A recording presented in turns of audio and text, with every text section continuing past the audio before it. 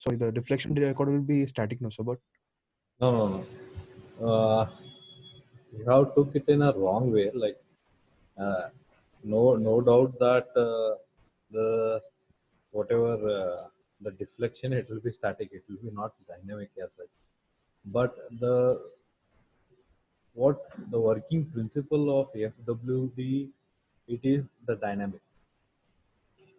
In PPT also, it is very clearly mentioned that the principle what we take to record deflection, it is dynamic process. Unlike BBD, it is a static process, but in FWD, it is a dynamic process. okay, sir. That mistake, I saw your response, but I Yes, hope sir. you checked the PPT or my video.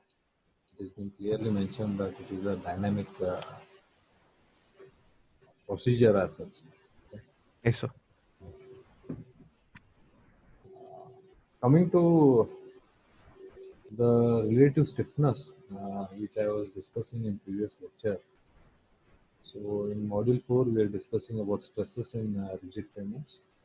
So in regarding that, we discuss some of the important definitions which we will be using in related to uh, stresses in rigid framework. That is, first is modulus of subgrade reaction, which is represented by capital K value, and then we also discussed on relative stiffness. So relative stiffness, as I was discussing, it is a resistance offered to the slab. Uh, this resistance is depending on subgrade, and it also depends on the slab flexural strength. Okay, so it depends on the subgrade properties as well as the properties of concrete what you are using for the slab, cement concrete slab, and it is nothing but the flexural strength of the slab. Okay, so that resistance is measured in terms of some value. So this was uh, whatever the equation you are seeing in the screen. This was uh, originally formulated by Westergaard. So Westergaard named this relative stiffness as radius of relative stiffness, and it is given by EH cube divided by 12K 1 minus mu square whole raised to 1 by 4. Okay, so this is the equation which we will be using in case of analyzing stresses for wheel load, as well as it will be taken into consideration during stresses calculation of temperature variation as well. Okay, so L, small l, it is represented by small l, and unit for L will be in centimeters. Okay, so radius of relative stiffness will be measured in centimeters. Okay. So it is the resistance which is offered to the slab, which depends on the subgrade property as well as it depends on the flexural strength of the cement concrete. So that resistance we calculate in the form of this equation, and it is L is dependent on the value of E, thickness of the slab H, and it also depends, as in the definition, it depends on the subgrade properties of the soil. So K is also coming into picture, and mu, right? So all these parameters are responsible for resistance. So we can calculate the L value. So L is represented by radius of relative stiffness in centimeters. So unit here is centimeter, and E is represented by modulus of elasticity of cement concrete in kg per centimeter cube. It is, again I'm telling, this is mentioned as square in many of the textbooks, as well as in question paper they are uh, mentioning it as square only. Okay, and mu is a Poisson's ratio for concrete. If not given, you can consider this as 0.15 as the standard value. Okay, and H is slab thickness. Okay, CC slab thickness, which is in centimeter, and K is the value of subgrade of modulus of subgrade reaction, represented by a kg per centimeter cube. Okay, so all these parameters will be considered in radius of relative stiffness given by this equation. Now, we'll solve a simple problem how to compute the relative stiffness. So we have a problem here. Compute the radius of relative stiffness of 15 centimeter thick PC slab for the following data. And E value is being given is 2,10,000 kg per centimeter square. Poisson's ratio 0.15, and modulus of separate reaction K is they have given two values. Okay, so we'll be computing two times here. So L will be calculated two times, taking consideration of case 1, that is 3 kg per centimeter cube, and case 2 with 7.5 kg per centimeter cube. And then we'll compare these results and say what is the importance of the results and how to go ahead with the results. Okay, so here considering the first case, K is equal to 3.0 kg per centimeter cube. So applying the equation, L is equal to EH cube divided by 12K 1 minus mu square whole raised to 1 by 4. Okay, so all the values have been given. E value is been given. Just substitute this value. Thickness of the slab is also been given, 15 centimeters. Then K value, considering the first case, that is 3. So substitute 3 in place of K. Mu value they have given as 0.15. So substitute that value also. So you substitute all the values and calculate, you get the L value, relative stiffness, for K is equal to 3 kg per centimeter cube. So you get 67 centimeter. Okay, so this is for the first case. Second case, we have K is equal to 7.5 kg per centimeter cube. So all the remaining values remain same. K they are replaced it by 7.5. Just substitute that and find out this value, and it is directly found over here, and it comes with 53.3 centimeters. So this is the relative stiffness, radius of relative stiffness. Okay, so there is a comment over here, you can see, with considerable change in K value. So K value is almost double. Fine. So K value, the change in L value is relatively smaller. Therefore, influence of K value on slab is relatively small. So resistance is comparatively less. Okay, when you have doubled the K value. Okay, this is how you need to uh, interference this results. Okay, so if there is a double of the modulus of substrate reaction, that doesn't make any significant change in the L value. Okay, so this is how we represent this value. So this L value is used in stress calculation. We will see in further lectures. So stresses acting on rigid pavements are because the main purpose is wheel load stresses. Again, it depends on the position, okay, and temperature stresses. These are the main two criteria. One is wheel load stresses, and the other is temperature stresses. Other is temperature stresses. So we do not analyze the stresses for whole pavement as such. So it is not analyzed for the full stretch of the pavement or panel of the slab. Okay. So the stress analysis is done only on critical load positions. Okay. So namely, we have already discussed this. It is analyzed for internal loading, corner loading, and edge loading.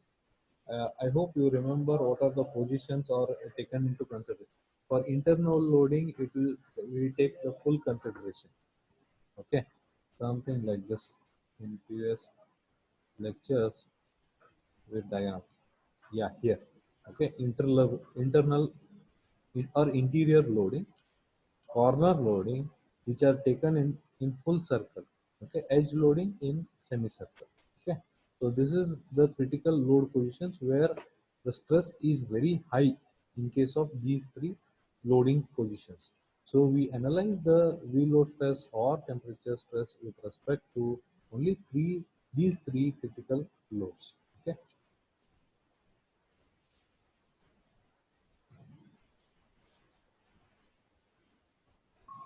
Yeah. Okay. One more parameter will come here. Equivalent radius of a resisting section. Okay. So considering the case of interior loading, the maximum bending occurs at the loaded area. So if a wheel is making a load on a panel or slab panel, okay, so that loading is concentrated on a smaller area. Okay, and to what radius this load is acting. Okay, so that radius is nothing but equivalent radius of resisting what radius of that portion is resisting that load. Okay, so that is taken as equivalent radius of resisting section. Okay, and this was analyzed by again Westergaard. Westergaard is the pioneer in rigid pavement concrete analysis, and he came up with some equation which is known as B is equal to root of 1.6 a square plus h square. So a here is represented by radius of wheel load, okay, and h is the thickness. Now B is nothing but equivalent radius of resisting section. Okay, you to understand this? Considering the case of interior loading, the maximum bending occurs at the loaded area, wherever the wheel load is coming. Okay, so and it acts radially in all the directions. With the load concentrated on small area of the pavement, the question arises to what is the section of the area that this load is resisting? Okay, in effective in resisting the bending moment caused by the wheel load. Now Westergaard, as per Westergaard, he derived this equation which is dependent on the thickness of the slab and it is dependent on the of radius of the wheel load. Okay, so this equation is given b is equal to root of 1.6 k square plus h square minus 0.675 h. Okay, so where b is equivalent radius which is given in centimeters again. Okay, equivalent radius of resisting section when a the value of radius of a wheel is less than 1.724 h. You need to consider this equation when this condition satisfies. So don't get confused. We'll solve the problem. Then we can understand what is this exactly. Okay. D is radius of wheel load distribution in centimeter. H again slab thickness in centimeters. Okay. So here you can see a problem to find out the equivalent radius of resisting section. Compute the equivalent radius of a resisting section of 20 centimeter slab, given that the radius of contact area wheel load is 15 centimeters. So the value of A is been given 15 centimeters. Thickness of the slab is also given with 20 centimeters. We need to find out the value of B using the equation for equivalent radius of resisting section. Okay. So first, in order to satisfy this formula, first I need to check what is the value of this. I can use this equation only when 1.724 h is a is less than this value. Okay, so a by h I make 0.75 is less than 1.724. Okay, then the b equation is satisfied. B is equal to, you just take this equation and substitute accordingly with a value, h value, and you find out the equation, and then b value is 14.07. Okay, so this is how we need to calculate equivalent radius of resisting section, that is the value of b. Then comes the stress analysis in wheel load. Okay, so Westergaard's again he came up with some equations for wheel load stresses. Okay, and with critical load positions again. Okay, so for these critical load positions, that is nothing but interior loading, edge loading, and corner loading. We don't have any derivations to how these equations came. Just we need to remember these equations. So interior loading is given by SI, S suffix I is equal to 0.316 C divided by H square into 4 log 10 L by B. L here represents, what is L here? Relative stiffness. Okay. Equivalent radius of resisting section is nothing but B value. Just now we found out some simple numericals we solved, that is on L and B. Okay. And 1.069. So this is the equation to find out interior loading because from wheel load, then edge loading, then corner loading subsequently. You need to remember these equations. So these are what we have already discussed. SI, SE, SC are nothing but the stress at interior, edge, and corner loading respectively in kg per centimeters. Stress, we are calculating stress. Please note, many of you just miss the units. What you calculate, you just miss the units. Please remember to mention the units wherever you calculate these stresses. Stresses is given by kg per centimeter square. H slab thickness in centimeter, P is the wheel load in kg, A is the radius of wheel load distribution in centimeter, L is radius of relative stiffness, B is the radius of resisting section in centimeters. Okay. We'll just see how we solve a problem on wheel load stresses. Okay, so it is a straightforward question with a calculation of stresses at interior, edge, and corner regions of a cement concrete pavement using Westergaard's stress equations using the following data. Wheel load has been given with 5,100 kg. Modulus of elasticity of cement concrete is been given with E is equal to 3 into 10 raised to 5 kg per centimeter square. Pavement thickness with H value with 18 centimeters they are given. So we need to find out what is the stress which is causing at interior, edge, and corner for the same, for the given data. Okay. So as I told, these equations are must. Direct substitution of values and we'll be finding out the stresses. Okay. So using these three equations, we will be finding out stresses.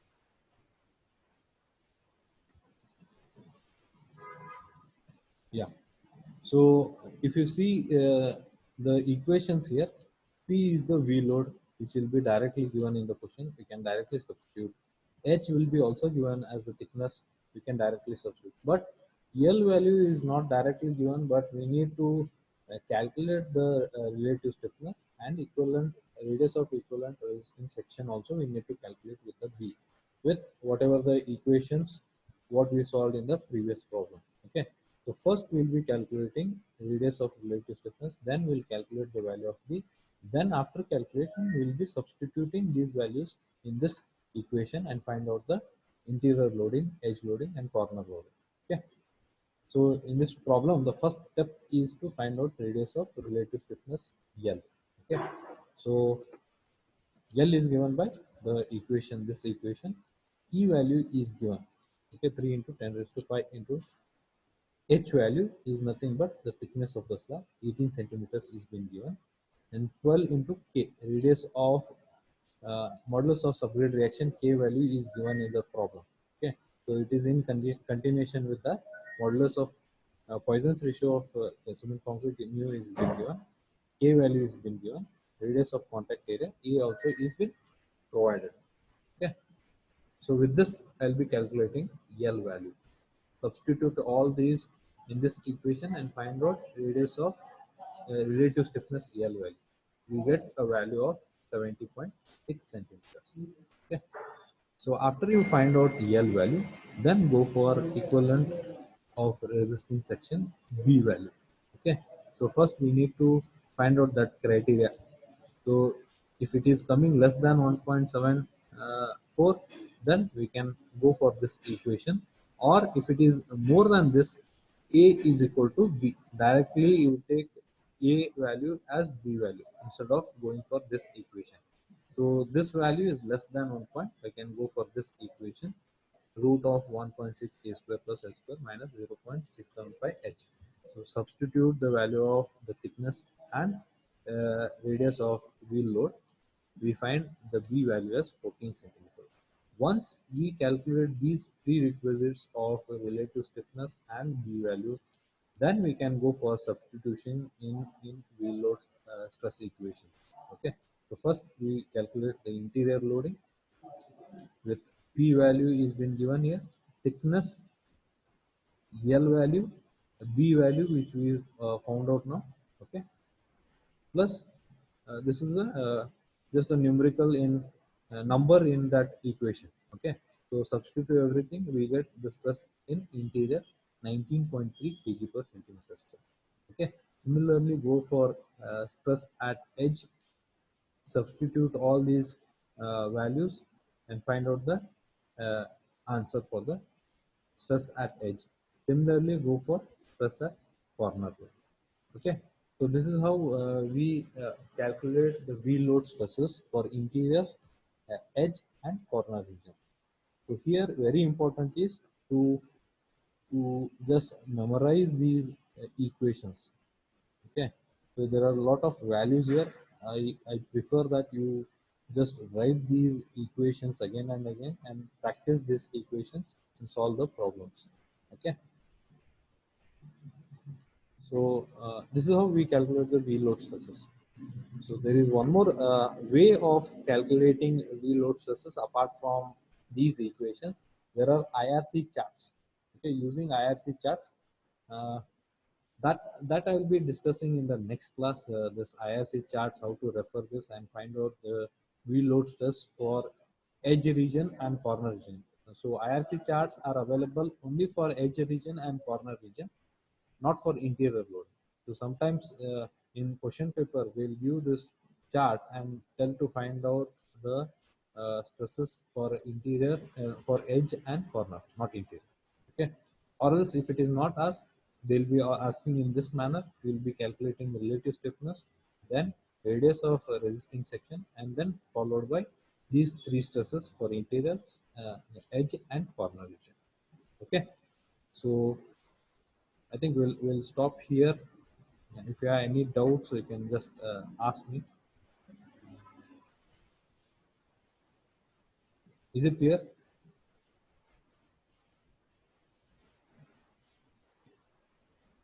Yes, sir. So I, I request all of you just go through this equation, please, not only by just glancing these problems, but you need to solve these problems. Okay, uh, then only you can get some command over this equations, how to use these equations and all. Until here, I think in highway engineering we have done for uh, wheel load stresses and all. Okay, so in the next class, I'll be discussing on stresses caused due to wheel load by design chart. I'll be discussing that, and after that, modified equations of Westergaard's. I'll be discussing that, and then we'll go with temperature variation stresses. What are the frictional stresses? How they are calculated with equations and all. We'll be discussing. So if you have any doubts regarding today's class, you can discuss, or if you have any doubts regarding any of the questions, like what Tushar asked, if you have any other things to discuss, you can ask me, or I can, or else we are done with today's class.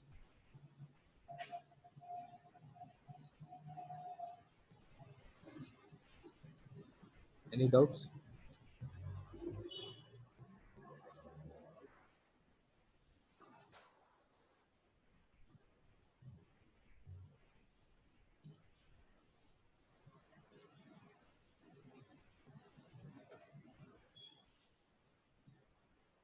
Vivek, Vipin, Tushar, Sangeeta, Raj, any doubts? No doubt, sir. No, sir. No, sir. Please go through the, as per your request, I first uploaded these notes. I hope you are just going through the notes, the problems and all. So if you have gone through first before the class, then it will be easy for you to understand. Okay. Yes, sir. Is it fine? Like we can go ahead in this manner?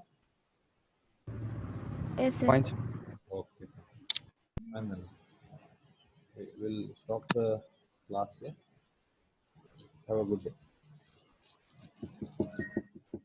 Thank you, sir. Thank you. Thank you.